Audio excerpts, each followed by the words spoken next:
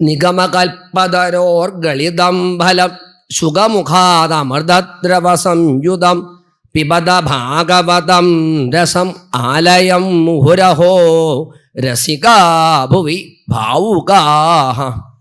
ഇതാണ് ശ്രീമദ് ഭാഗവതത്തിൻ്റെ മഹാത്മ്യം. എന്ത്? ഭുവി ഭാവുകാഹ. ആനന്ദമാകുന്ന ഗുരുവായൂരപ്പൻ്റെ സ്വരൂപത്തെ അനുഭവിക്കാൻ യോഗ്യത ആർക്ക് എന്ന് ചോദിച്ചാൽ പ്രഖ്യാപിക്കുകയാണ് ശ്രീമദ് ഭാഗവതം. ഭുവി ഭാവുകാഹ. ഭൂമിയിൽ ജന്മമെടുത്ത മനുഷ്യർക്ക് മാത്രമേ ഈ ആനന്ദത്തിനുള്ള ഭാഗ്യമുള്ളൂ. അതാണ് ഭുവി ഭാവുകാഹ. ഭാഗവത മഹാത്മ്യത്തിൽ എടുത്തു പറയുന്നുണ്ട്. നമ്മളൊക്കെ വിചാരിക്കുന്നുണ്ട് എളുപ്പമാണ് ഭാഗവതം കേൾക്കാൻ, സാധിക്കില്ല. അതാണ് അതല്ലേ? ആലോചിച്ചു നോക്കാം. മഹാത്മ്യത്തിൽ പറയണത് ന സ്വർഗേ ന കൈലാസേ ന സത്യലോകേ നാസ്ത്യയം രസ. സ്വർഗത്തിൽ ചെന്ന് ശ്രീമദ് ഭാഗവതം കേൾക്കാൻ പറ്റുമോ? ഇല്ല.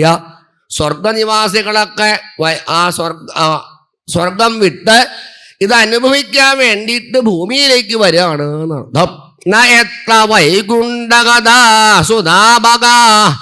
ന എത്ര ഭാഗവതത്തിൽ പഞ്ചമസ്കന്ധി പറയുന്നുണ്ട്. വൈകുണ്ഠനാഥൻ പത്മനാഭന്റെ ഗുരുവായൂരപ്പന്റെ കഥ കേൾക്കണമെങ്കിൽ സ്വർഗത്തിൽ സാധിക്കില്ല. നമ്മളൊക്കെ ഇപ്പൊ സ്വർഗരാജ്യം വരണമേ എന്ന് പറഞ്ഞ് അങ്ങോട്ട് വാരിക്കുക, അവരൊക്കെ ഇങ്ങോട്ട് വരിക. എന്താ? ഭാഗവതം കേൾക്കാനുള്ള മഹത്വം അത് ഭൂമി ഭാവുകാഹ. ഭൂമിയിൽ മനുഷ്യജന്മ എടുത്തവർക്ക് മാത്രമേ ഉള്ളൂ. എന്നാ സത്യലോകേ, ബ്രഹ്മദേവന്റെ ആവാസമാണ് സത്യലോകം എന്ന് പറഞ്ഞാൽ. സത്യലോകത്ത് ചോദിച്ചു അത്രേ, അവിടെ സപ്താഹം അല്ലെങ്കിൽ ഭാഗവത പാരായണം ഇതൊന്നും ഇവിടെ പതിവില്ല എന്നാണ്. അപ്പോൾ മഹാദേവൻ വൈഷ്ണവാനാം യഥാ ശംഭു എന്ന് പ്രാമുഖ്യം നേടിയ ആളാണ് മഹാദേവൻ. ലീ ഭാഗവതി പറയണില്ലേ, വൈഷ്ണവാനാം യഥാ ശംഭു. ഏറ്റവും കൂടുതൽ കേമനായിട്ടുള്ള വിഷ്ണു ഭക്തൻ ആര്? നമ്മളൊക്കെ പ്രഹ്ലാദൻ അല്ല. ഗുരുവായൂരപ്പൻ കൊടുത്ത അവാർഡ് കിട്ടിയ ഒരൊറ്റ ആളേ ഉള്ളൂ, കീഴത്തപ്പൻ മഹാദേവൻ ഏറ്റുമാനൂരപ്പനാണ്. വൈഷ്ണവാനാം യഥാ ശംഭു. ആ മഹാദേവൻ പറയാ കൈലാസത്തിലും ഇല്ല സപ്താഹം. അതുകൊണ്ട് ന സ്വർഗേ ന സത്യലോകേ ന കൈലാസേ നയം രസ. ഈ രസം അനുഭവിക്കണമെങ്കിൽ അതിൻ്റെ പുണ്യം ഭുവി ഭാവുകാഹ. ഭൂമിയിൽ മനുഷ്യന്മാർത്തവർക്ക് മാത്രമേ ഉള്ളൂ, വേറെ ആർക്കും ഇല്ല. അതാണ്. ഇന്ന് മാത്രമല്ല, അപ്പൊ മുടക്കുടയിലൊരു പ്രത്യേകത കൂടിയിട്ടുണ്ട്. ദശാവതാരായിട്ട് ബിംബത്തിൽ ഭഗവാന്റെ 10 അവതാര സ്വരൂപത്തെയും ചന്ദനം ചാർത്തായിട്ട് കണ്ടാനന്ദിക്കാനുള്ള ഭാഗ്യം ലീ. അതേ ദശാവതാരമാകുന്ന ശ്രീമദ് ഭാഗവതത്തെ കേട്ട് അനുഭവിക്കാനുള്ള ഭാഗ്യം. ഇതാണ് ഭട്ടതിരിപ്പാട് നാരായണീയത്തിലെ ശ്ലോകമില്ലേ, നേത്രൈ സോത്രൈശ്ച പീത്വാ പരമരസസുധാംഭോതി പൂരേ രമേരൻ. കണ്ണുകൊണ്ട് ആ രൂപത്തെ കണ്ടങ്ങനെ അനുഭവിക്കാൻ പറ്റുക പോരാ, ചെവി കൊണ്ട് ആ ഭാഗവത സ്വരൂപിയെ കേട്ടനുഭവിക്കാൻ പറ്റുക. കണ്ണുകൊണ്ടും അതേപോലെ ചെവി കൊണ്ടും അനുഭവിക്കാനുള്ള ഭാഗ്യമാണ് മുടക്കടയിൽ ഇപ്പൊ ദശാവതാര സത്രമായിട്ട് ഭഗവാൻ നമുക്ക് തന്ന അനുഗ്രഹം എന്നർത്ഥം. പക്ഷെ അതിൻ്റെ വില ഇപ്പം നമുക്ക് എത്രമാത്രം ഉണ്ടാന്ന് ചോദിച്ചാൽ, അപ്പോൾ ഓഡിയൻസ് കാണുമ്പോൾ എനിക്ക് സംശയമുണ്ട്, എൻ്റെ വില ഇപ്പം അത്രയൊക്കെ അറിഞ്ഞിട്ടുണ്ടോ എന്നാണ് സംശയം. അതാണ്. അപ്പൊ 2 ഇന്ദ്രിയങ്ങളെ കൊണ്ടും കണ്ണുകൊണ്ട് ദശാവതാരമൂർത്തിയാകുന്ന ഭഗവാന്റെ രൂപത്തെ കണ്ട് ആസ്വദിക്കുക, ചെവി കൊണ്ട് കേട്ട് ആസ്വദിക്കുക.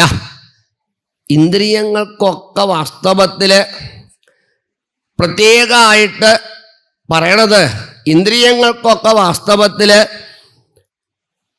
വിശപ്പ് ദാഹം ഉണ്ട് എന്നാണ്. എല്ലാ ഇന്ദ്രിയത്തിനും ഉണ്ട്. ഇവിടെ മഹാഭാരതത്തില് അത് പറയുന്നുണ്ട്. കർണൗ ത്വക് ചക്ഷുഷി ജിഹ്വാനാസികാദൈവ പഞ്ചമി ദശനീയേന്ദ്രിയോക്താനി ദ്വാരാണി ആഹാരസിദ്ധയേ എന്ന് ബ്രഹ്മപുരാണത്തിലും പ്രത്യേകിച്ച് പറയുന്നുണ്ട്.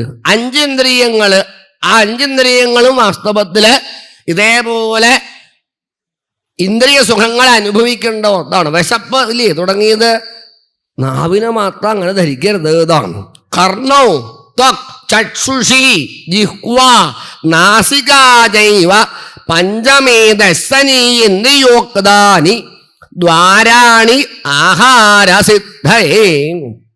കർണൗ ചെവി, അതിന്റെ അനന്തം എന്താ? ഭഗവാന്റെ കഥ കേട്ട് അനുഭവിക്കാൻ പറ്റുക. അതല്ലേ ഭാഗവത്തിൽ പറയണില്ലേ? ചെവി നമുക്ക് മാത്രമല്ല, സൃഷ്ടികർത്താവ് മരങ്ങൾക്ക് കൊടുത്തിട്ടുണ്ടാണ് അല്ലേ? ധാരാളം പൊത്തുണ്ട് മരങ്ങളിൽ. എന്താ പ്രയോജനം? പാമ്പുകൾക്ക് താമസിക്കാം, പക്ഷികൾക്ക് കൂട് വയ്ക്കാം. ഒരു പ്രയോജനം അല്ലാണ്ട് വൃക്ഷങ്ങൾക്ക് അതുകൊണ്ടുണ്ടോ? അതുപോലെയാണ് ത്വകേന്ദ്രിയം, ചക്ഷുഷി, പ്രത്യേകിച്ച് കണ്ണുകള്. മയിൽപ്പീലിക്ക് കണ്ണുണ്ട്. ബർഹായുതേ നയനേ നരാണ അല്ലേ? മയിൽപ്പീലിക്ക് ഉണ്ട് കണ്ട്, നമുക്കുണ്ട് രണ്ടെണ്ണം. എന്താ പ്രയോജനം മയിൽപ്പീലിക്ക്? നമുക്ക് കണ്ണോണ്ടിരിക്കാന്നല്ലാണ്ട് അതിന് പ്രയോജനമൊന്നുമില്ല. മനുഷ്യന്റെ കണ്ണനെ കാണാത്ത എന്തിനാ കണ്ണ? ഭഗവാന്റെ രൂപത്തെ അനുഭവിക്കുമ്പല്ലേ ആനന്ദം. അതേപോലെയാണ് പ്രത്യേകിച്ച് ജിഹ്വ, നാവ് എന്ന ഇന്ദ്രിയം. ഭഗവാനെ കുറിച്ച് കീർത്തിക്കുമ്പോഴല്ലേ അതിന് മഹത്വമുള്ളൂ. നാവൂ കുഴയാതെ നാമം ജപിക്കുവാൻ സാധിച്ചിടേണമേ നാരായണ ഹരേ ആണ്. നാവ് കുഴയാണ്ട് ഭഗവാനെ കുറിച്ച് കീർത്തിക്കാൻ പറ്റുക. ജിഹ്വ, നാസിക, ഭഗവാന്റെ വനമാലയുടെ സുഗന്ധത്തെ ആസ്വദിക്കാൻ പറ്റുക. അപ്പൊ എല്ലാ ഇന്ദ്രിയങ്ങളുടെയും ഒരു ആനന്ദം എന്ന് പറഞ്ഞാൽ ഈശ്വരനെ അനുഭവിക്കുമ്പോഴാണ് എന്നർത്ഥം. ആ ഈശ്വരനെ അനുഭവിക്കലാണ് ഭക്തി എന്ന് പറഞ്ഞ മറ്റൊന്നല്ല. ഈശ്വരൻ ആവല് മുക്തി, ഈശ്വരനെ അനുഭവിക്കാൻ ആകല് ഭക്തി. ഇതാണ് വ്യത്യാസം. അതുകൊണ്ടാണ് ഋഷഭദേവന്റെ കഥയുടെ ഒടുവിൽ പറഞ്ഞൊരു ശ്ലോകം, മുക്തിം ദദാതി കർഹിജസ്മന ഭക്തിയോഗം. ഗുരുവായൂരപ്പ എല്ലാവർക്കും കൊടുക്കുന്നതാണ് മുക്തി. ഒട്ടൂര് പറയാറുണ്ട്, മുക്തിയുടെ താക്കോല് ഒരേറ് കൊടുക്കും, പൂമുഖത്ത് സിറ്റ് ഔട്ടിൽ ഇട്ടേക്കും, ആരാഴ്ച എടുത്തോട്ടെ, എനിക്ക് വിരോധമൊന്നുമില്ല. പക്ഷെ ഭക്തി അങ്ങനെയല്ല എന്നാണ്. കെഞ്ചി കെഞ്ചി കെഞ്ചി ചോദിക്കണവർക്ക് മാത്രമേ അത് കൊടുക്കുകയുള്ളൂ. ഇതാണ് മുക്തി. പാലാഴിയിൽ മുങ്ങിത്തപ്പിയാലും കണ്ടുകിട്ടാത്തതാമേതോ മുത്തുകൾ ഭക്തി സുധാ ഗംഗയിൽ വിളങ്ങിടുന്നു. നോട്ടൂര് എഴുതി വെറുതെ അല്ല. മുക്തിയേക്കാൾ ഭക്തിക്കാണ് മഹാത്മ്യം. ഭാഗവത മഹാത്മ്യത്തെ സ്പഷ്ടല്ലേ? മഹാത്മ്യം കേട്ടില്ലേ? ഭക്തി എന്ന അമ്മയുടെ വേലക്കാരിയുടെ പേരാണ് മുക്തി. കേമായില്ലേ? അതാണ് ഭക്തിയുടെ അമ്മ, അതിൻ്റെ വേലക്കാരിയാണ് മുക്തി. നമ്മൾ ആരെങ്കിലും പറയോ എനിക്ക് വേലക്കാരിയെ മതി കേട്ടോ, അമ്മയെ മതി കേട്ടോ എന്നിപ്പോ അങ്ങനെയൊക്കെ പറഞ്ഞു തുടങ്ങിയ കുട്ടികൾ. അതല്ല, അപ്പൊ ഭക്തിയാകണ അമ്മയ്ക്ക് പ്രസക്തി, വെറും വേലക്കാരി മാത്രമാണ് മുക്തി എന്ന് പറഞ്ഞാൽ. അതാണ് ആ മുക്തിയേക്കാൾ മഹത്വം ഭക്തിക്ക് ഉണ്ട് എന്നുള്ളത് പ്രസ്താവിച്ച ഒരു സ്കന്ധമാണ് ഈ പഞ്ചമസ്കന്ധം എന്ന് പറഞ്ഞാൽ. വാഴകുന്നം ഭക്തശിരോമണി രസമായിട്ട് പറയുന്നുണ്ട്, പഞ്ചമാവാർപ്പിലെ ഗദ്യപ്രവാഹമാം പഞ്ചാരപ്പായസം കോരി വിളമ്പും. പഞ്ചമസ്കന്ധം എന്ന് പറഞ്ഞാൽ പഞ്ചാരപ്പായസാണ്. മുടക്കുഴ ശ്രീകൃഷ്ണന്, അല്ലെങ്കിൽ ഗുരുവായൂരപ്പന്, അമ്പലപ്പുഴ കണ്ണന്, തൊടുപുഴ കണ്ണനൊക്കെ ഏറ്റവും ഇഷ്ടമല്ലേ പഞ്ചാരപ്പായസം എന്ന് പറഞ്ഞാൽ. പഞ്ചാരപ്പായസം എത്രയാ മതിയാവണില്ല എന്നർത്ഥം. എന്താ ഇതിനർത്ഥം? രണ്ടർത്ഥാണ്. പഞ്ചസാര പായസം എന്നും കൂടി അർത്ഥമാണ്. ധർമ്മം, അർത്ഥം, കാമം, മോക്ഷം, 4 പുരുഷാർത്ഥങ്ങൾ. ഇത് വിട്ട് 5ാമത്തെ പുരുഷാർത്ഥമായിട്ടാണ് ഭക്തിക്ക് ഭക്തന്മാർ പ്രാധാന്യം കൊടുക്കുക. അത് വ്യക്തമാണ് ഭാഗവതത്തിലല്ലേ. നിങ്ങളിപ്പോൾ 10-15 കൊല്ലം സപ്താഹം കേട്ടതല്ലേ? ഒരു കൊല്ലം ഞാനും ഉണ്ടായിട്ടുണ്ടല്ലോ. ഭാഗവതത്തിൽ പ്രത്യേകത എന്താ? ഏകാദശസ്കന്ധം മുക്തിയല്ലേ, അത് കഴിഞ്ഞൊരു സ്കന്ധം അതില്ലേ, 12ാം സ്കന്ധം ആശയം പരം ബ്രഹ്മ. എന്നുവെച്ചാൽ മുക്തിയേക്കാൾ ഈശ്വരനെ ആശ്രയിച്ചു കൊണ്ടുള്ള ഒരവസ്ഥ, അതാണ് ഭക്തി എന്ന് പറഞ്ഞാൽ. മുക്തിയേക്കാൾ ഭക്തിക്കാണ് മഹാത്മ്യമാണ്. ഈശ്വരനെ അനുഭവിച്ചു കൊണ്ടുള്ള ആനന്ദം, അതാണ് ഭക്തി എന്ന് പറഞ്ഞാൽ. രാമകൃഷ്ണ പരമഹംസര് പറയും, കുട്ടികളെ ഈ കൽക്കണ്ടായ സുഖല്ല എന്നാണ്. കൽക്കണ്ടായ എന്നെ മധുരറിയാൻ പറ്റില്ല, അതാ പ്രശ്നേ. കൽക്കണ്ടം നുണയണ കുട്ടിയായാലോ അതാണ് ചോദ്യം. എന്നുവെച്ചാലോ കൽക്കണ്ടം നുണയണ കുട്ടിക്കല്ലേ എന്റെ മധുരം അറിയാൻ പറ്റുള്ളൂ. ഇതേപോലെ ഈശ്വരനെ അനുഭവിച്ചുകൊണ്ടുള്ള ആനന്ദം, അത് ഭക്തി. ഈശ്വരനെ ആവണേക്കാൾ നല്ലത് സംശയമൊന്നുമില്ല അനുഭവിക്കണ ആനന്ദം, അതാണ് വാസ്തവത്തിലാണ് നിഗമകൽപ്പതരോ ഭൂമികളിതം ഫലം ഭാഗവതം രസം ആലയം പിബത. രസത്തെ അനുഭവിക്കൂതാണ് ലഹരി എന്ന് പറഞ്ഞിട്ടില്ല വ്യാസൻ. അതാണ് പ്രശ്നേ. നമ്മൾ ഓരോ പദവും വ്യാസന്റെ വളരെ സ്പഷ്ടമാണ് ചിന്തിക്കേണ്ട ഒന്നാണ്. ലഹരി ഭക്തി അങ്ങനെ പറയില്ല. ആനന്ദം, അതാണ് രസം എന്ന് വെച്ചാൽ ആനന്ദമാണ്. ലഹരി എന്ന് പറഞ്ഞാലോ ഇന്ദ്രിയങ്ങളെ കൊണ്ട് അനുഭവിക്കണ ഒന്ന്, അതീന്ദ്രിയമായിട്ട് ആനന്ദത്തിനാണ് രസം എന്ന് പറയുക. അപ്പൊ രാസലീല എന്ന് പറഞ്ഞാൽ അതീന്ദ്രിയ അനുഭൂതിയല്ലേ. അപ്പൊ അതീന്ദ്രിയമായിട്ട് ആനന്ദം, അതാണ് ഭക്തി എന്ന് പറഞ്ഞാൽ. അത് പറയാൻ പറ്റും. ഇപ്പൊ ചോദിക്കുക, കൽക്കണ്ടത്തിന്റെ മധുരം എങ്ങനെയായിരുന്നത്? 4 മണിക്കൂർ പ്രഭാഷണം പറഞ്ഞാൽ വല്ലോ മനസ്സാവൂ? അത് നുണഞ്ഞനുഭവിക്കുക. ആ നുണഞ്ഞനുഭവിച്ച 5 ഭക്തന്മാരുടെ കഥ പഞ്ചമത്തിൽ പ്രതിപാദിക്കാൻ. അതിൽ പ്രേമതന്റെ കേട്ടില്ലേ, ആഗ്നിധൻ, നാഭി, ഋഷഭൻ 4 പേരുടെ കഥ പറഞ്ഞു. പിന്നെയാണ് 5-മത്തത് ഭരതസ്തു മഹാഭാഗവത, സാക്ഷാത് പൂർണ്ണ ഭാഗവതോത്തമനായിട്ടുള്ള ഭരതന്റെ മഹാത്മ്യം പറഞ്ഞത് എന്നർത്ഥം. അപ്പൊ പഞ്ചസാര പായസം എന്ന് പറഞ്ഞാൽ 5ന്റെ സാരമായത് ഭക്തിയുടെ മഹാത്മ്യം 5 ഭക്തന്മാരെ കൊണ്ട് പ്രസ്താവിക്കുന്ന സ്കന്ധമാണ് ഭാഗവതത്തിലെ പഞ്ചമസ്കന്ധം എന്ന് പറഞ്ഞാൽ. ഭാഗവതോത്തമൻ എന്ന് ശ്രീമദ് ഭാഗവതത്തിൽ അംബരീഷിനെ കുറിച്ച് വ്യാസൻ എഴുതിയിട്ടുണ്ട്. പിന്നെ എഴുതിയത് ഭരതസ്തു മഹാഭാഗവത. പിന്നെ പറഞ്ഞത് ഭരതനെ കുറിച്ചാണ്. എന്താ അത്? പ്രാരബ്ധം വന്നാലും പതറാണ്ട് ഈശ്വരനെ തന്നെ ഉപാസിക്കുന്നവൻ സവൈ ഭാഗവതോത്തമ. അതാണ് ഭാഗവതോത്തമം എന്ന് പറഞ്ഞാൽ. അതിനാണ് ആ കഥ പ്രസ്താവിക്കുന്നത് എന്നർത്ഥം.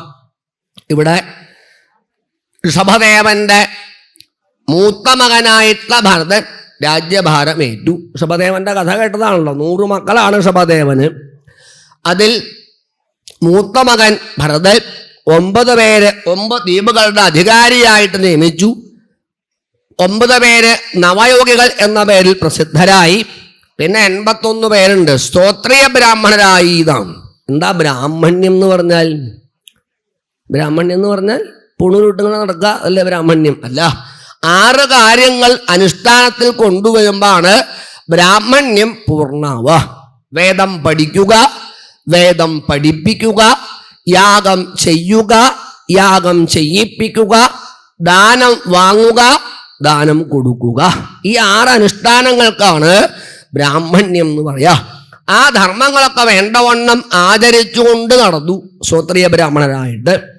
അതിൽ മൂത്ത മകന്റെ കഥയാണ് പറഞ്ഞത്. ഭരതന്റെ മഹാത്മ്യാണ് എന്നർത്ഥം. എന്നുവെച്ചാൽ പ്രാരബ്ധം വന്നാലും ലവലേശം ഭക്തൻ പതറില്ല.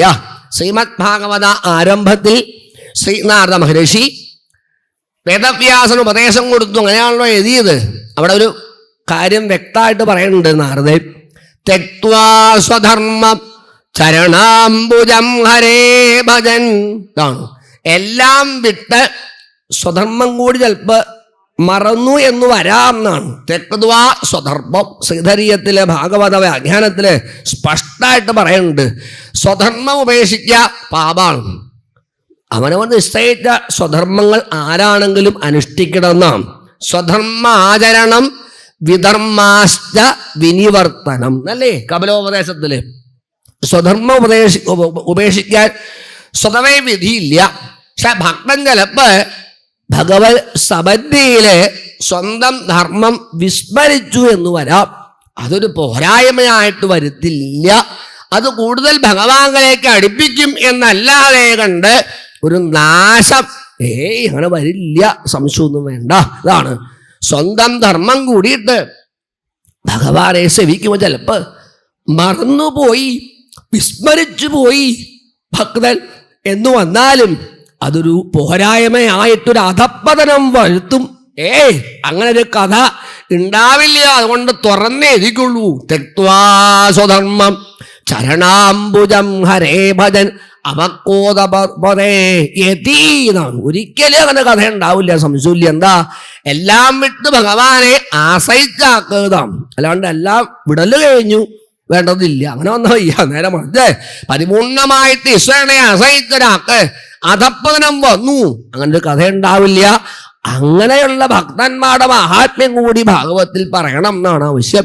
അതിന്റെ തെളിവാണ് ഭരതന്റെ മഹാത്മ്യം എന്നർത്ഥം. പ്രാരബ്ധം അതും ഗുരുവായൂരപ്പന്റെ അനുഗ്രഹമായിട്ടേ യഥാർത്ഥ ഭക്തൻ കണക്കാക്കുള്ളൂ. അതുകൊണ്ട് ഈശ്വരനെ വെറുക്കുകയും പ്രത്യേകിച്ച് പരാതി പറയാ അങ്ങനെ ഉണ്ടാവില്ല എന്ന് സ്പഷ്ടാക്കാനാണ് അർത്ഥം.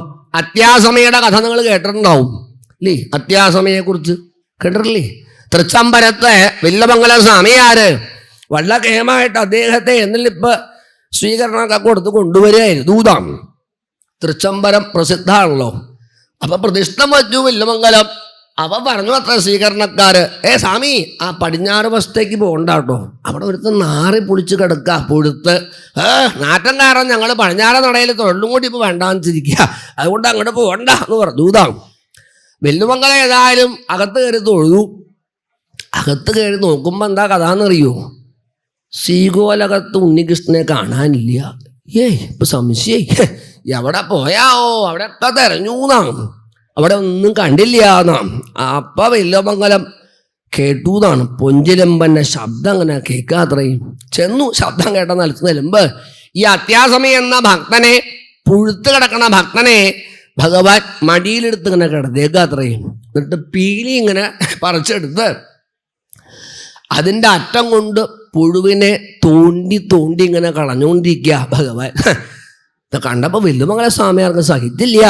തയൊക്കെ കേമായിട്ട് അങ്ങേ സെവിച്ചിട്ട് ഇങ്ങനെ പുഴുക്കുത്തുവായിട്ട് കൊണ്ട് കിടത്തിയില്ലേ, കഷ്ടം കഷ്ടം എന്നൊക്കെ പറഞ്ഞ് ശകാരിച്ചു എന്നാണ് ഭഗവാനെ. ഇപ്പൊ ചിരിച്ചോണ്ട് പറയാത്തത് ഭഗവാന്റെ മറുപടി.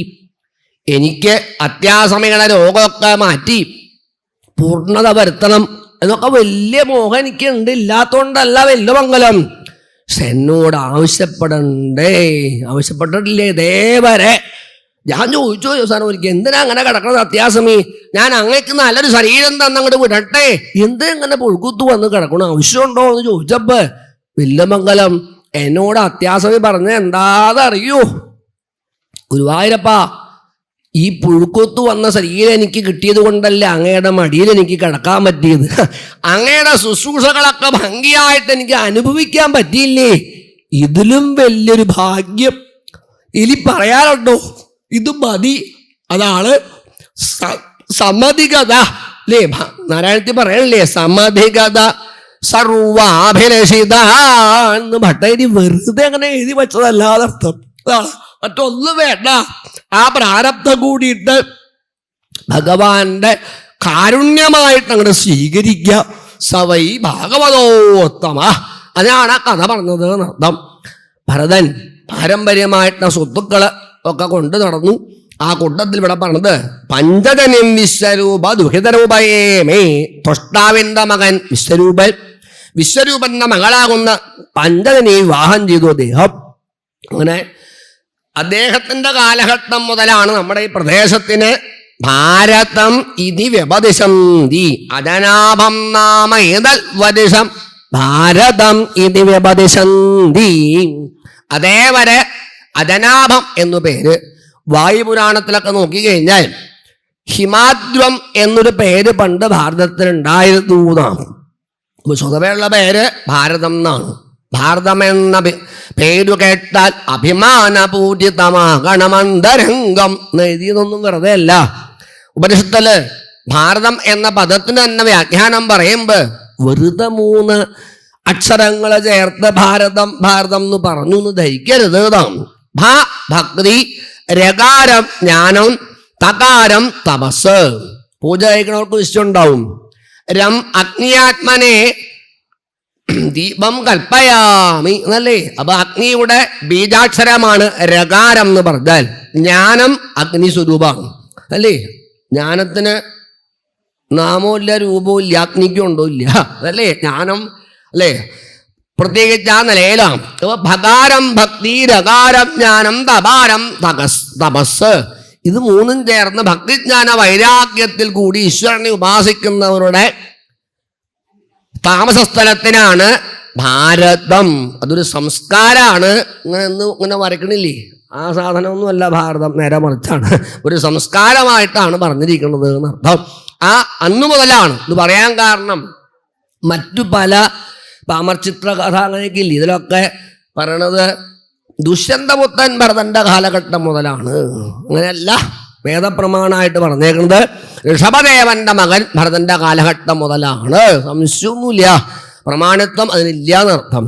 നേരെ മറിച്ചാണ്. അപ്പൊ ആ കാലഘട്ടം മുതലാണ് ഭാരതം എന്ന് പേര് വന്നത് എന്നർത്ഥം. അപ്പൊ നമ്മുടെ പൂർവികനായിട്ടുള്ള അദ്ദേഹത്തിന്റെ കേമത്വം കൊണ്ടാണ് ഈ പ്രദേശത്തിന് പേര് വന്നത് എന്നർത്ഥം. അപ്പൊ അത്ര മഹാത്മ്യം ഈ പ്രദേശത്തിനുണ്ട്.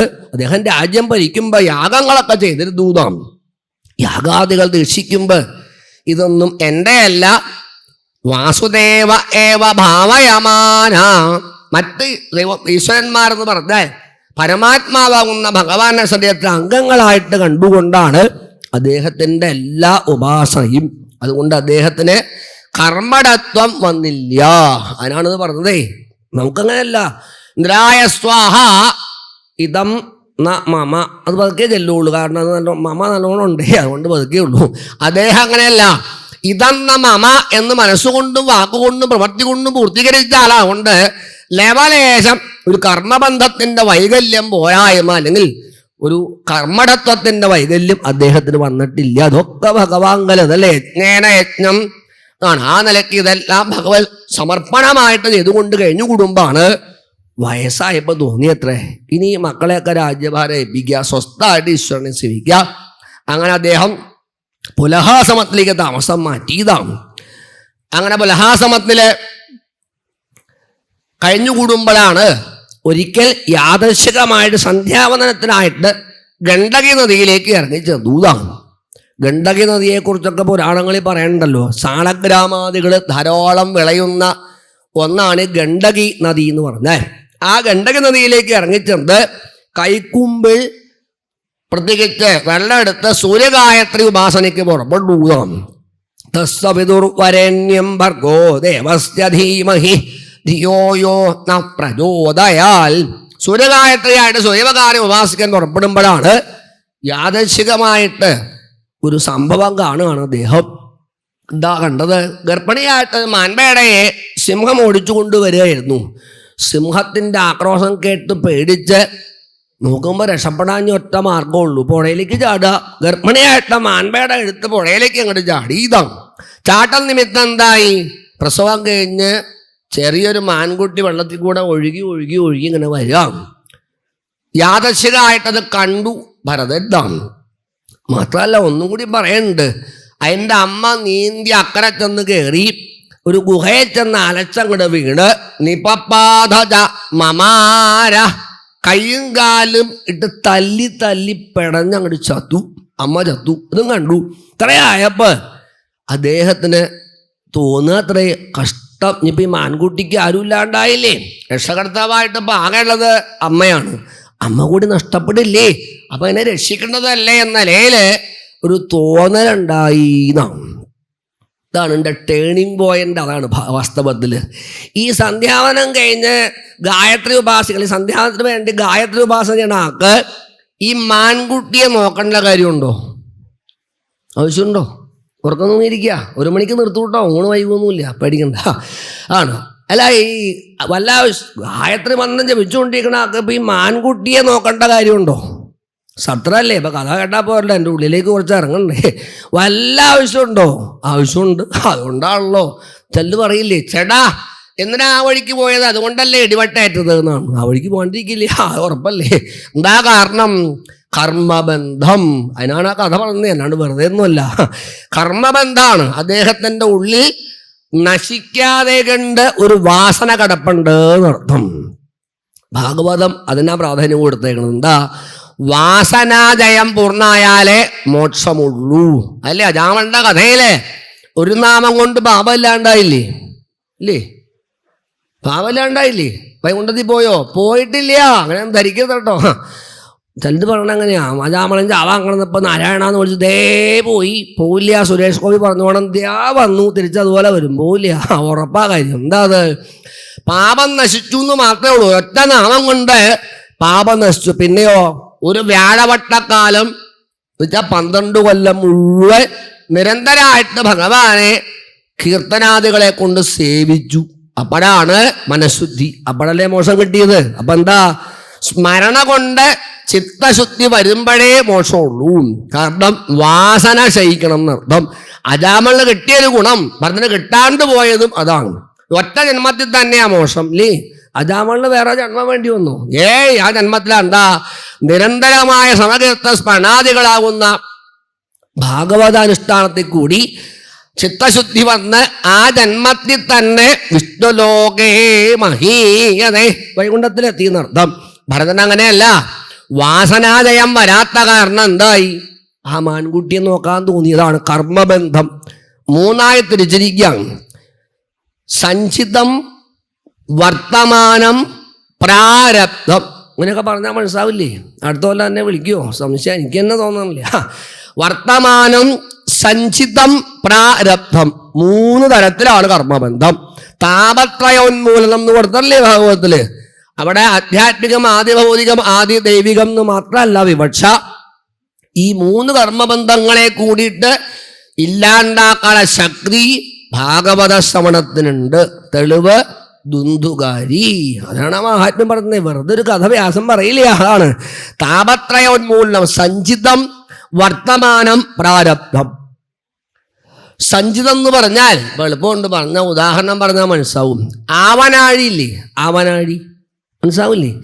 ആവനാഴിയിൽ ഉള്ളത് സഞ്ചിതം, തൊടുത്തു കഴിഞ്ഞത് പ്രാരബ്ധം, തൊടുക്കാൻ വച്ചത് വർത്തമാനം. കാര്യം മനസ്സിലായില്ലേ? ഇതാണ് തൊടുത്തു കഴിഞ്ഞ പ്രാരബ്ധേ പണ്ട് ചെയ്തു വച്ചതാ. മനസ്സിലായില്ലേ?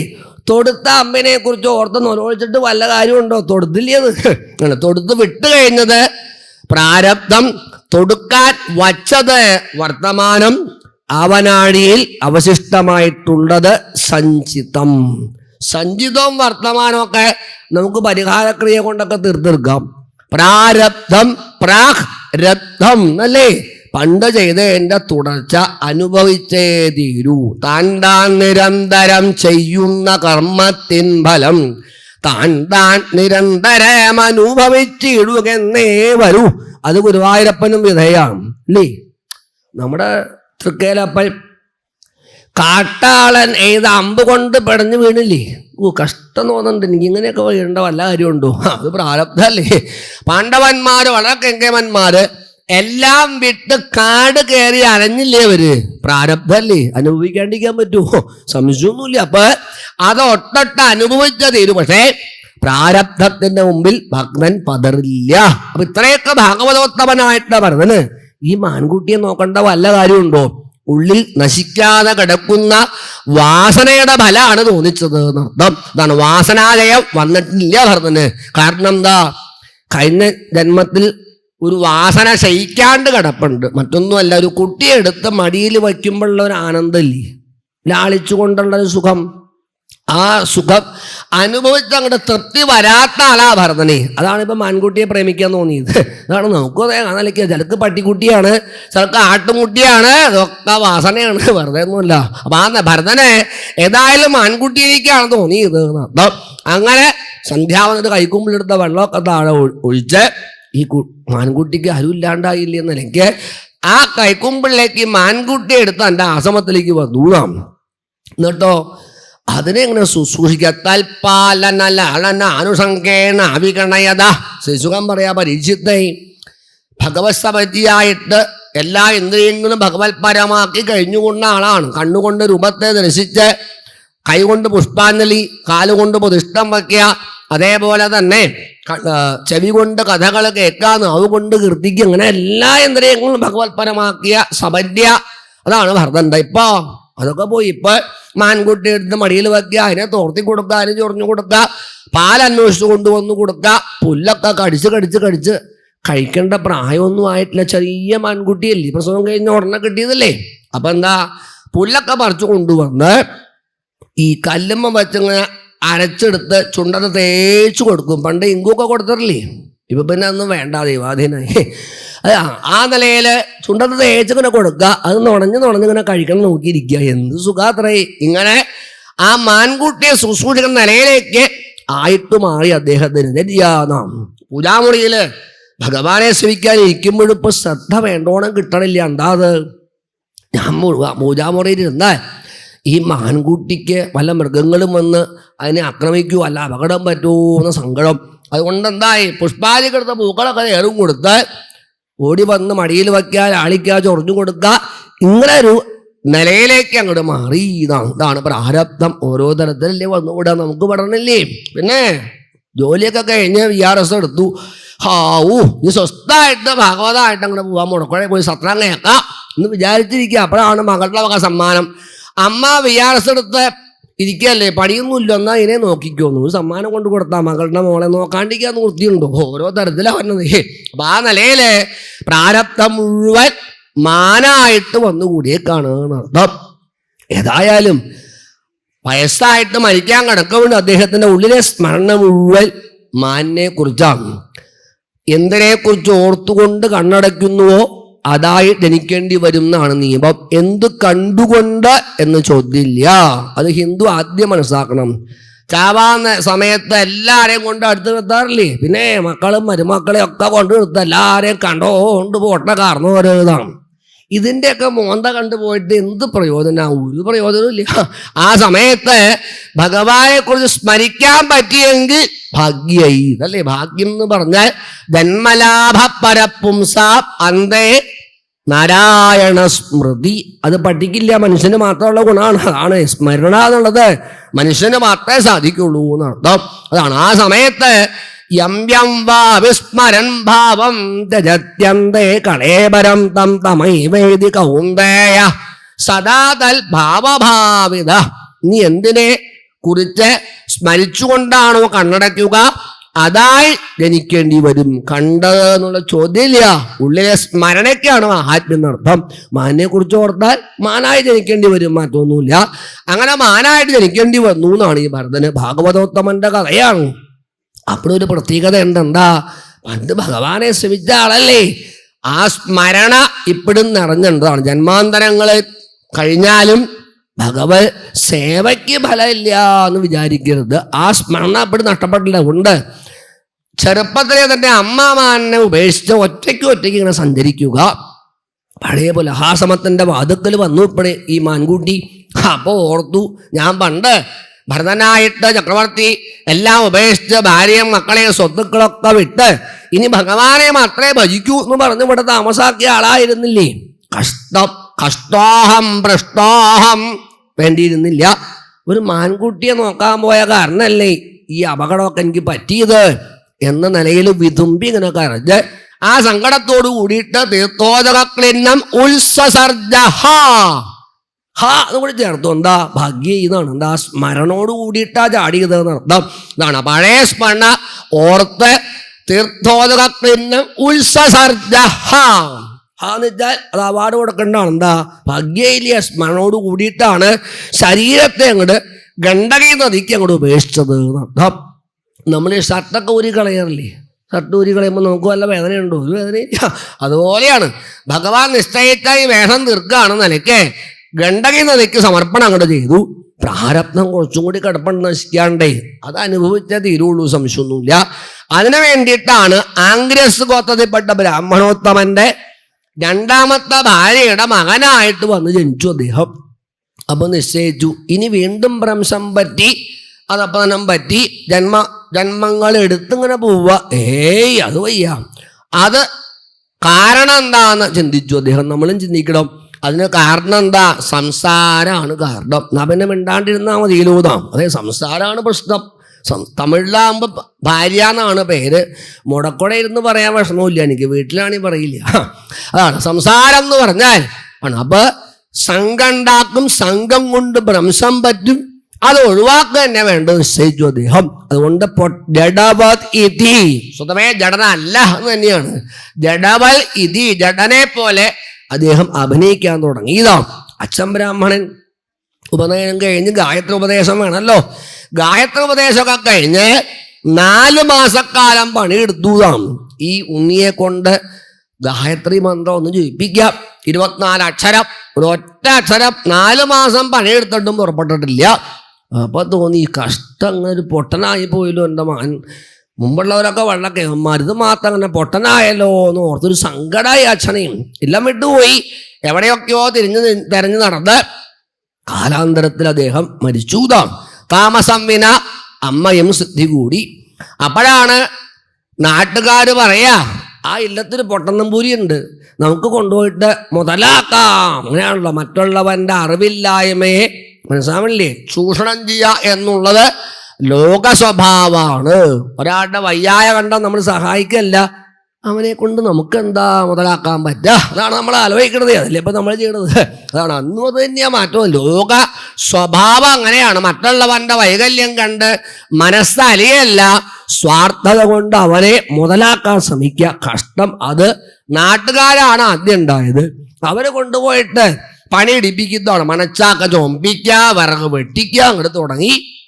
വൈകുന്നേരമായ നല്ല കേമായിട്ട് കൊടുക്കുന്നതാണ്. കണപന്യാകമലീകരണ സ്ഥാനപുരുഷാദീനി അഭി അമൃതവൽ അഭ്യവഹരതി. ഇവിടെ പറയാം, പൂത്ത കൊപ്ര ഇല്ലേ, പൂത്ത കൊപ്ര ആണ് മൃഗത്തെ പോലെയാണ് കണക്കാക്കണത്. ആരും ചോദിക്കാനില്ല പിന്നെ എന്ത് കൊടുത്താ എന്താ. അതാണ് പൂത്ത കൊപ്ര കൊടുക്കുന്നതാണ്. ചീഞ്ഞ പച്ചക്കറികൾ ഇല്ലേ, ക്യാബേജ് ഇല്ലേ, നല്ല സാധനമല്ലേ. പിന്നെ ചീഞ്ഞാ പിന്നെ പ്രദേശത്തിരിക്കാൻ വയ്യ, അത്ര വൃത്തികെട്ടതാ. അത്രയും നാറ്റം വേറെ ഒന്നുമില്ല. ആ ചീഞ്ഞതായിട്ടുള്ള പച്ചക്കറികൾ, അതേപോലെ തന്നെ കാടിവെള്ളം മൃഗത്തിന് കൊടുക്കണ പോലെ കണക്കാക്കിയിട്ടാണ് കൊടുക്കുക. എന്താ തിരിച്ചൊന്നും പറയില്ലോ, അതാണല്ലോ, ഒന്നും പ്രതികരിക്കണില്ല.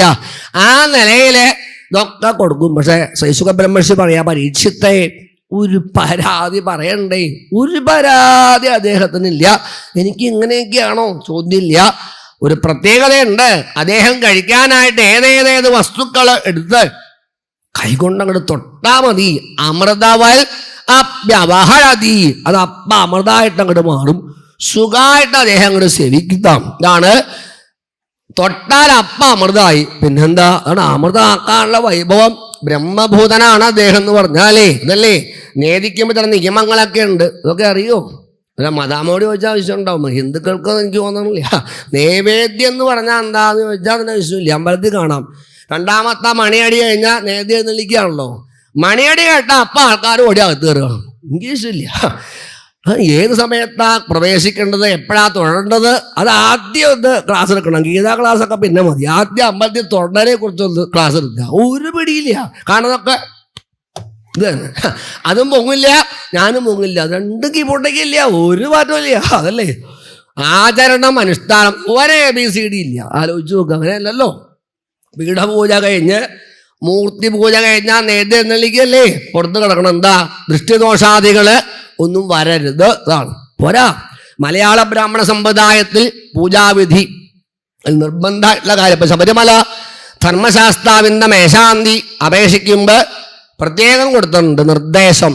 മലയാള ബ്രാഹ്മണ സമ്പ്രദായത്തിൽ പൂജ കഴിക്കണ ആളായിരിക്കണം എന്നാണ്. എന്താ മലയാള ബ്രാഹ്മണന്റെ പൂജാവധി അറിയണല്ലോ. അമൃതാക്കിയിട്ട് നേദ്യം കഴിക്കുക, ഇതാണ്.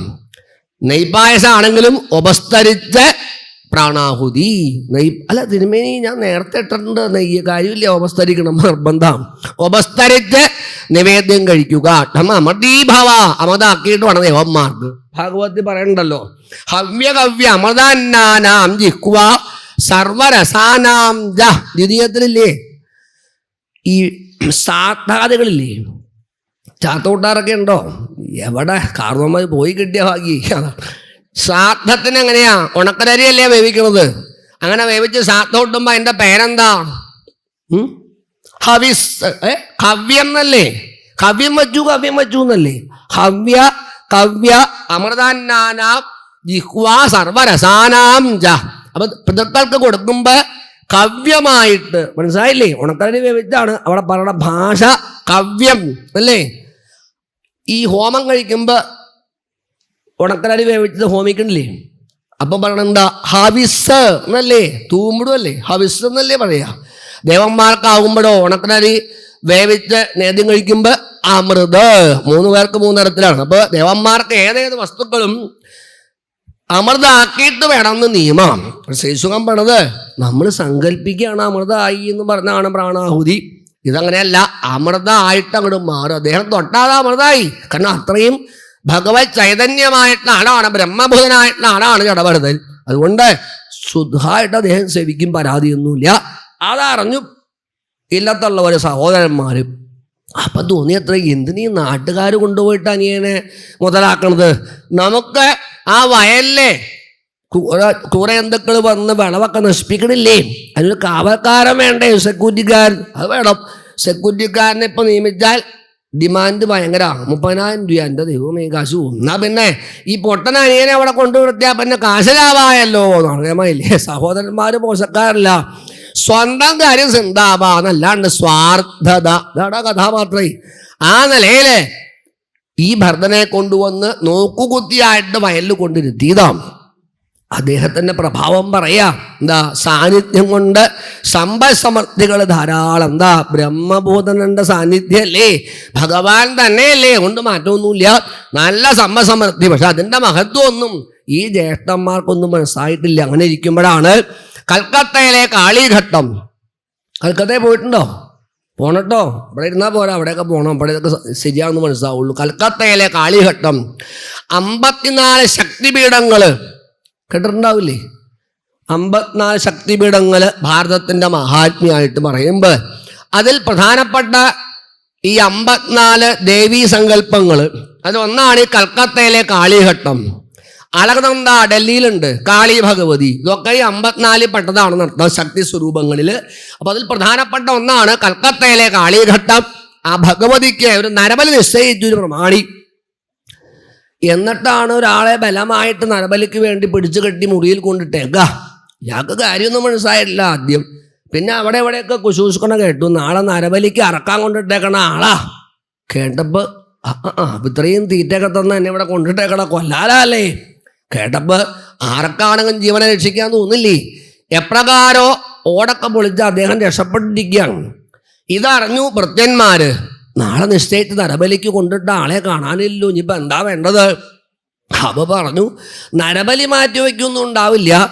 അങ്ങനെയാണെങ്കിൽ നമ്മളെ ഒരാളെ നരബലിക്ക് നിശ്ചയിക്കും. എന്നാൽ പിന്നെ നമുക്ക് ഒരാളെ തരയണ്ടേ എന്ന് പറഞ്ഞ് ഒരു ഉത്സാഹമായിട്ട് മറ്റൊരാളെ തിരഞ്ഞു സഞ്ചരിക്കുകയായിരുന്നു. അങ്ങനെ വയലിൽ വന്നപ്പോഴാണ് ഈ ബ്രഹ്മഭൂതനാകുന്ന ജഡഭരതനെ അങ്ങനെ കണ്ടു. അത്രയും അപ്പോഴാണ് വിളിച്ചു. അദ്ദേഹത്തിന് അങ്ങനെ മാറ്റമൊന്നുമില്ല. എല്ലാം ഭഗവത് സ്വരൂപമായിട്ട് കണ്ടാക്ക ഭേദബുദ്ധി എന്നുള്ളതില്ലല്ലോ. ഒപ്പം അങ്ങോട്ട് പോന്നു. ഇതാണ് ഇവിടെ കൊണ്ടുവന്ന് കുളിപ്പിച്ചു. അങ്ങനെ ഉരച്ചൊരച്ച് ആനയൊക്കെ കുളിപ്പിക്കണ പോലെ കുളിപ്പിച്ചപ്പോഴാണ് ആ ബ്രഹ്മസൂത്രം അങ്ങനെ തെളിഞ്ഞങ്ങോട്ട് കണ്ടു പൂണൂല്. അപ്പം അവർ പറയാ, നല്ല കുടുംബത്തിൽ പറഞ്ഞവനെ തന്നെ കൊല്ലാൻ കിട്ടി. അതായത് ഭഗവതിക്ക് ഇഷ്ടമായിട്ടിരിക്കില്ല.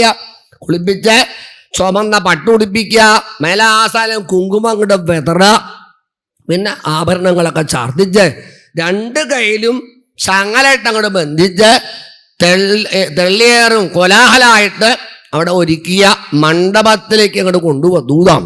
നരബലിക്ക് പ്രത്യേകം പീഠമൊക്കെ ഒരുക്കിയിട്ടുണ്ട്. അവിടെയാണ് കേമായിട്ട് കൊണ്ടുവന്നിരിക്കുന്നത്. അവിടെ കൊണ്ടുവന്ന് അങ്ങോട്ട് ഇരുത്തീതാം.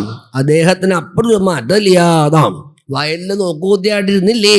അതേപോലെ ചിരിച്ചോണ്ട് എന്നല്ലാതെ കണ്ട് യാതൊരു മാറ്റവും ഉണ്ടായിട്ടില്ല.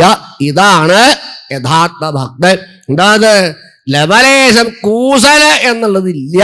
ആ കാര്യം ചിരിച്ചുകൊണ്ട് ഇതൂതാണ്. ഭൃത്യന്മാർക്ക് തോന്നി കഷ്ടം കൊല്ലാൻ കൊണ്ടെടുത്തിട്ടൊരു മാറ്റമില്ല, പോട്ടനല്ലേ, പിന്നെ എങ്ങനെയാ അറിയാം? അവരങ്ങനെയൊക്കെ പറഞ്ഞൂതാ. ഏതായാലും ആ പൂജയൊക്കെ നടന്നുകൊണ്ടിരിക്കുന്ന ഘട്ടത്തില് നരബലിയുടെ ഘട്ടം എടുത്തുകൊണ്ടിരിക്കുമ്പോഴാണ് ഭഗവതിക്ക് ഉള്ളിലിരുന്നിട്ട് ഇരിക്കാൻ വയ്യാണ്ടായി. ഇതാം കാരണം പത്മനാഭന്റെ സഹോദരിയാണ് ഭഗവതി എന്ന് പറഞ്ഞാൽ ആ ഭക്തന്മാരെ വേണ്ടോണം രക്ഷിക്കുക എന്നുള്ളത് ഭഗവതിയുടെ ആ പ്രത്യേകിച്ച് വേണ്ട ഒന്നാം. ഇല്ലെങ്കിൽ ഭഗവാൻ വെറുതെ വിടില്ല എന്നർത്ഥം. അതുകൊണ്ട് ഭക്തനെ രക്ഷിക്കുക എന്ന് തൻ്റെ ധർമ്മം എന്ന നിലയ്ക്ക് ഭദ്രകാളിക്ക് സംശയമൊന്നും ഉണ്ടായില്ല. വിഗ്രഹവ്യാജം തട്ടിത്തെറിപ്പിച്ചുകൊണ്ട് അങ്ങോട്ട് ചാടിയതാം. ചോറ്റാനിക്കര ഉണ്ടായില്ലേ? യക്ഷിയെ കൊല്ലാൻ വേണ്ടിയിട്ട് ചാടിയിട്ടില്ലേ? ഇല്ലേ? യക്ഷിക്കുളം ഉണ്ടല്ലോ എപ്പോഴും ഇല്ലേ? പമ്പാനിമറ്റം അദ്ദേഹം ചോറ്റാനിക്കര ഉപാസകനായിരുന്നു. എന്നുവെച്ചാൽ എൻ്റെ മുതുമുത്തസനാണ് പമ്പാനിമറ്റം എന്ന് പറഞ്ഞാൽ. അദ്ദേഹത്തെ രക്ഷിക്കാൻ വേണ്ടിയിട്ടാണ് അന്ന് ചാടിയത് എന്നർത്ഥം. അപ്പം അന്ന് പ്രത്യേകിച്ചൊരു യക്ഷിയൊപ്പം കൂടിയതാണ്. അദ്ദേഹം ചോറ്റാനിക്കര തൊഴാൻ വേണ്ടിയിട്ട് പുറപ്പെട്ടേക്കാണ്.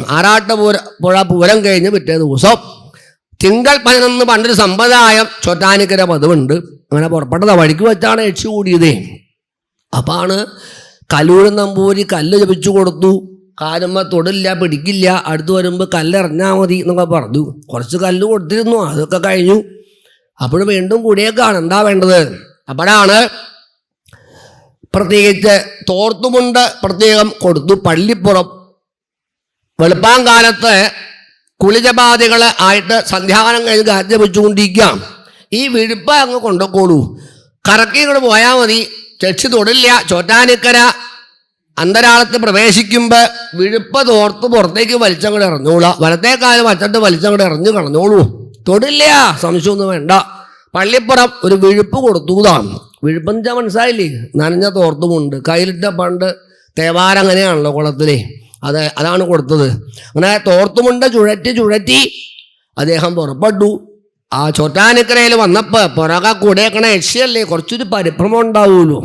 എന്തായാലും വലത്തേക്കാല് വക്കണേന് മുമ്പ് തന്നെ വിഴുപ്പ് അങ്ങോട്ട് എറിഞ്ഞപ്പോൾ ആണ് കയറി അങ്ങോട്ട് പിടിച്ചത്. യക്ഷി വിളിച്ചു എന്നാണ് അമ്മ പാമ്പാനി മറ്റമ്മേന്നങ്ങോട്ട് വിളിച്ചപ്പോൾ ചോറ്റാനിക്കര എന്താ സംഭവം? ചോറ്റാനിക്കര നട തുറന്ന് അഭിഷേകം കഴിഞ്ഞ് മലനേദ്യം കഴിഞ്ഞിരിക്കുകയാണ് ഭഗവതി. അപ്പോൾ ചോദ്യം തിരിച്ചു ചോദിച്ചു, എന്താ പാമ്പാനി മറ്റം, പള്ളിപ്പുറത്തിന്റെ വിഴുപ്പിനോളം എനിക്ക് വിലയില്ല എന്നാണോ എന്ന് ചോദിച്ചുകൊണ്ടാണ് വിഗ്രഹം തട്ടിത്തെറിപ്പിച്ചൊരു ചാട്ടം ഉണ്ടായതെന്ന് അർത്ഥം. അങ്ങനെ അന്ന് ജഗദംബിക ചോറ്റാനിക്കര അമ്മ രക്ഷിക്കാൻ വേണ്ടി ചാടിയിട്ടുണ്ട്. അതേ ഭഗവതി. അതാണ് ചോറ്റാനിക്കര മേക്കാവില് ഇപ്പോഴും അനുഷ്ഠാനത്തിന് ഒരു പ്രത്യേകതയുണ്ട്. നിശ്ചയം ഉണ്ടാവില്ലേ? പോയിട്ടില്ലേ? മലനേദ്യം അഭിഷേകം കഴിഞ്ഞ് മലനേദ്യം കഴിഞ്ഞ് വീണ്ടും അഭിഷേകം മലനേദ്യം, 2 അഭിഷേകം മലനേദ്യമാണ്. ഏത്? മേക്കാവിലാട്ടോ, കീക്കാവിലെ കാര്യമില്ല. കീക്കാവൊക്കെ പിന്നെ ഉണ്ടായതാണ്. അതാണ് കാരണം. ആദ്യത്തെ അഭിഷേകം മലനേദ്യം കഴിഞ്ഞിരിക്കുമ്പോഴാണ് യക്ഷിയെ കൊല്ലാൻ പോയത്. കൊലപാതകം കഴിഞ്ഞാൽ കുളിക്കണ്ടേ? അപ്പൊ ആദ്യ അഭിഷേകം മലനേദ്യം വേണം. പടിത്തരത്തിൽ തന്നെ ഉണ്ട് എന്നർത്ഥം. അതിന്റെ ലക്ഷണമായിട്ടാണ് യക്ഷിക്കുളം എന്നുണ്ടല്ലോ ചോറ്റാനിക്കരയില്. അപ്പൊ ഏതായാലും അന്ന് വിഗ്രഹമൊക്കെ തട്ടിത്തെറിപ്പിച്ചുകൊണ്ട് ചാടിയ അതേ ജഗദംബിക ഭാരതന് വേണ്ടിയിട്ട് വിഗ്രഹവ്യാജം തട്ടിത്തെറിപ്പിച്ചു. ബ്രഹ്മതേജസ അതി ഇവിടെ പറയണു, ദുർവിഷഹേണ ദന്തഹ്യമാനേന വപുഷാ സഹസ്വച്ഛജാട സൈവ ദേവീ ഭദ്രകാളി. എടുത്തകട് ചാടിയതാണ്. സൈവ എന്നൊരു പ്രയോഗം ഉണ്ട് അവിടെ ശ്ലോകത്തിലെ. സൈവ ദേവി ഭദ്രകാളി എന്നാണ് വ്യാസം പറഞ്ഞത്. 2 അർത്ഥത്തിലാണ്. സ ഏവ എന്ന് പറയാലോ. സ ഏവ ദേവി ഭദ്രകാളി എന്നും കൂടി പറയാൻ വേണ്ടിയിട്ടാണെന്ന് അർത്ഥം. ഇന്ന് ഭദ്രകാളിയായിട്ട് ചാടിയാണ്. ഇവിടെ കഥ കാട്ടുകൊണ്ടിരിക്കണ ആരാ കാട്ടുകൊണ്ടിരിക്കുന്നത്? പരീക്ഷിത രാജാവാണ്. ശ്രീശുകൻ കഥ പറയാണ്. സ ഏവ ആ ആള് ഭദ്രകാളിയായിട്ട് വന്നു. ഏതാള്? ഉത്തരാഗർഭത്തിൽ അങ്ങ് കിടക്കുമ്പോ ആ ബ്രഹ്മാസ്ത്രം പാഞ്ഞു വന്ന രംഗം ഓർക്കണുണ്ടോ? അശ്വത്ഥാമാവിന്റെ പാഹി പാഹി മഹായോഗിൻ ദേവദേവ ജഗൽപദ എന്ന് പറഞ്ഞ് നിറഞ്ഞ വയറും വൈധവ്യം എന്ന കണ്ണുനീരായിട്ട് കൃഷ്ണന്റെ കാക്കലന്ന് വീണില്ലേ ഉത്തരാദേവി അങ്ങയുടെ അമ്മ. അന്ന് ഒരാള് ഗർഭത്തിന്റെ ഉള്ളിലേക്ക് കയറി, വണ്ടിന്റെ വേഷം കിട്ടിയില്ലേ? സ ഏവ ആ ആള് തന്നെ ഇന്ന് ഭദ്രകാളിയായിട്ട് വന്നു. എന്നുവെച്ചാൽ എന്താ? ഭക്തന് ഏതാണ് ആവശ്യം ആ രൂപത്തിലാണ് ഭഗവാൻ വരിക. ഇന്ന രൂപത്തിലെ എന്ന് മുൻകൂട്ടി നിശ്ചയിച്ച് പുറപ്പെടല്ല. അതാണ് വ്യത്യാസം. അപ്പൊ അന്ന് പരീക്ഷിത്തിനെ രക്ഷിക്കാൻ വേണ്ടിയിട്ട് വണ്ടിന്റെ വേഷം കെട്ടി വന്ന അതേ ഗുരുവായൂരപ്പൻ തന്നെ ഇന്ന് ഭരതന് വേണ്ടിയിട്ട് സ ഏവ ഭദ്രകാളിയായിട്ട് വന്ന് അവിടെ പ്രത്യേക ദർശനം കൊടുത്തു. പോരാ, കോമരത്തിന്റെ കയ്യിൽ നിന്ന് വാളങ്ങോട്ട് വാങ്ങുക, കഴുത്തങ്ങോട്ട് വെട്ടുക, സുഖമായിട്ട് ചോര അങ്ങോട്ട് കുടിക്കും. ശിര കന്തുകലീലയ കരുക്കൊക്കെ വെട്ടി നമ്മൾ വെള്ളം കുടിക്കുന്ന പോലെയാണ്. സിൽക്കാരത്തോടെ ചോര വലിച്ചങ്ങോട്ട് കുടിക്കും ഭഗവതിയാണ്. എന്നിട്ട് കാലുകൊണ്ടൊരു തട്ടലാണ്. ശിരസ് മെസ്സിയുടെ കാലുമേന്ന് ഫുട്ബോളിന്റെ പന്ത് തെറിക്കണ പോലെയാ. ഒരു 10 കിലോമീറ്റർ ദൂരെ വന്നങ്ങോട്ട് വീഴ്ത്താം. അടുത്താളെ പിടിക്കുക, തല വെട്ടുക, സുഖമായിട്ട് പാനം ചെയ്യുക. ശിര കന്തുകലീലയ അതിഗംഭീരമായിട്ട് നൃത്തം ഉണ്ടായതാണ്. ആ നൃത്തത്തിന്റെ ഇടയില് ഭഗവതി ശ്രദ്ധിക്കുന്നുണ്ട് എന്തെങ്കിലും ഒരു മാറ്റം. ഒരു മാറ്റവും ഇല്ല. ശിശോണ്ടിങ്ങനെ ഇരിക്കുന്നുണ്ട് ഭരതൻ. അവസാനം എന്തായി? ഭഗവതി പ്രതിഷ്ഠം വെച്ച് നമസ്കരിച്ചു എന്നാണ്. ഞാൻ തോറ്റു എൻ്റെ മുമ്പില് ഇല്ലേ? കുചേരന്റെ മുമ്പില് ശ്രീകൃഷ്ണൻ പറയണില്ലേ, അജിതം പരാജിതം എന്നല്ലേ അധ്യായത്തിന്റെ ഒടുവില്? അജിതനെ പരാജയപ്പെടുത്തിയ ഭക്തൻ അതാണ് കുചേരൻ. എന്താ അത്? എല്ലാ ഐശ്വര്യങ്ങളായിട്ട് പ്രത്യേകിച്ച് ദ്വാരകാപുരിക്ക് തുല്യമായിട്ടുള്ള പുരിയാണ് സുധാമാപുരി. ഇതാണ് ഗുരുവായൂരപ്പൻ കൊടുക്കാൻ കുറച്ച് വൈകൂട്ടോ, മഹാ അമാന്തക്കാരനാണ്. കൊടുത്താൽ ഇനി ചോദിക്കില്ല, ആ നിലയ്ക്കാണ് കൊടുക്കുക. അനഭ്യർത്ഥിതാനഭ്യർത്ഥാൻ കാമാൻ അജസ്രം വിതരതി. മേൽപ്പത്തൂര് വെറുതെ അല്ല എഴുതിയതേ. എന്താ, തൻ്റെ കൊട്ടാരം ദ്വാരകാപുരി, തൻ്റെ സ്വന്തമായ സതീർത്ഥ്യന് ആ ദ്വാരകാപുരിക്ക് തുല്യമായ ഒന്നായിട്ടാണ് സുധാമാപുരി. മൂന്നാമത്തെ ഗ്രേഡിലേക്ക് താണു ഇന്ദ്രന്റെ സദസ്സ്. അതാണ് ആ തുല്യ പദവിയാണ് കൊടുത്തത്. അങ്ങനെ ദ്വാരകയ്ക്ക് സമാനമായ ഐശ്വര്യങ്ങളുടെ മട്ടുപ്പാവില് ധർമ്മപത്നിയോടൊപ്പം സീതാമാവ് വിരാജിക്കുമ്പോഴാണ് ലക്ഷ്മി സമേതനായിട്ട് ചെന്നു എന്നാണ് ഭഗവാൻ. ലക്ഷ്മി ആ കൊടുത്ത കുചേരനെ ഒന്ന് പോയി കാണണ്ട, ഇപ്പൊ എന്തൊക്കെയുണ്ട് എന്ന് അറിയണല്ലോ. ചെന്നപ്പോ എന്താ, ഒരു മാറ്റമില്ല, പഴയ പോലെ സാളഗ്രാമം പൂജിച്ച് കൃഷ്ണ കൃഷ്ണ ഹരേ ഹരേ രാമ നാരായണ നാമഞ്ചമായിട്ട് കൂടിയേക്ക. കണ്ടപ്പോ അജിതം പരാജിതം, ഞാൻ തോറ്റു എൻ്റെ സീതാമാവ അവിടുത്തെ മുമ്പിൽ. എന്താ അത്, ഇത്ര ഐശ്വര്യങ്ങൾ ഉണ്ടായിട്ടും ഒരു ചഞ്ചലിപ്പൊരു മനം മാറ്റം അങ്ങേക്ക് വരണ്ടേ, ഇതേവരെ ഉണ്ടായിട്ടില്ല. അതിൻ്റെ മുമ്പിൽ ഭഗവാനെ തോൽപ്പിച്ച ഭക്തൻ, അതാണ് അച്യുതം പരാജിതം.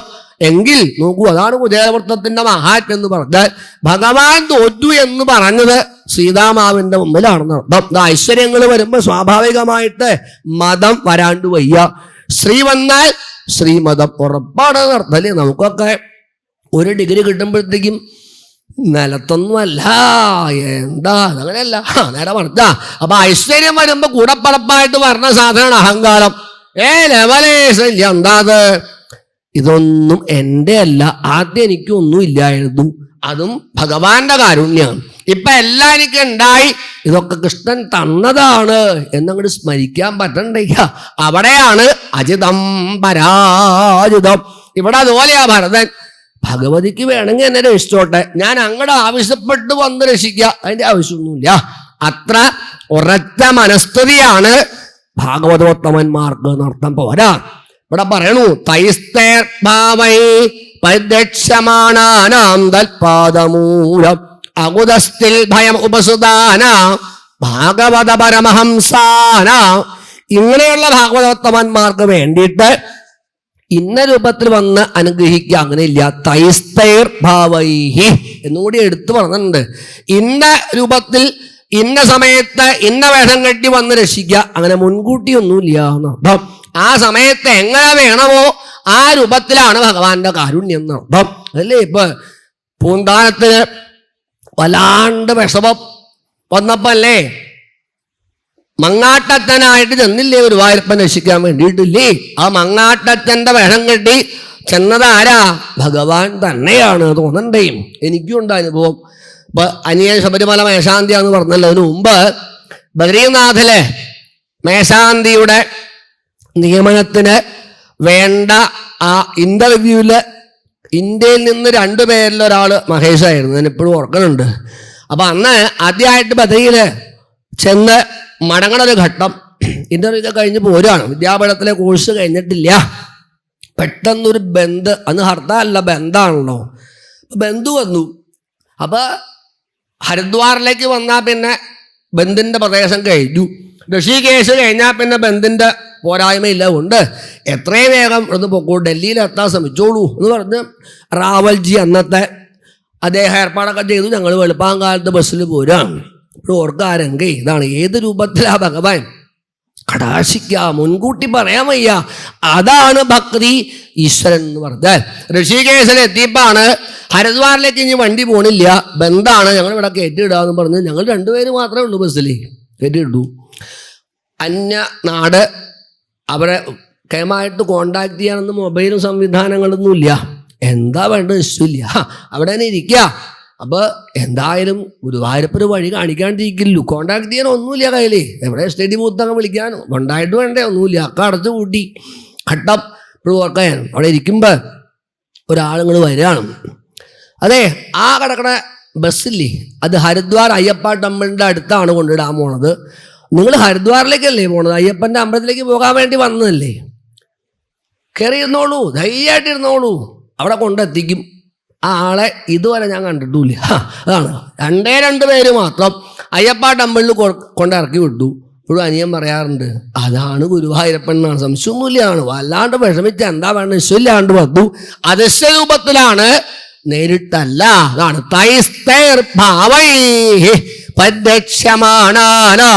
തൽപാദമൂലമകുതസ്ഥിൽ ഭയം ഉപസുതാനാം ഭാഗവത പരമഹംസാനാം.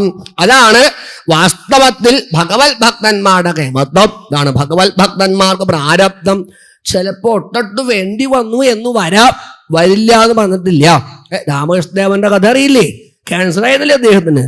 ശരീരം എടുത്ത രോഗം നിശ്ചയിക്കപ്പെട്ടതാണ്. പാലേലി മാഷ് ഇല്ലേ, വല്ലാണ്ട് വിഷമിച്ചിട്ടില്ലേ? പക്ഷെ അദ്ദേഹം അതിൽ പെട്ട് കരഞ്ഞില്ല. അതാ വ്യത്യാസേ. അതും ഭഗവാന്റെ കാരുണ്യ അനുഗ്രഹമായിട്ട് കണക്കാക്കുന്നവനാണ് ഭാഗവതോത്തമൻ എന്ന് പറഞ്ഞാൽ.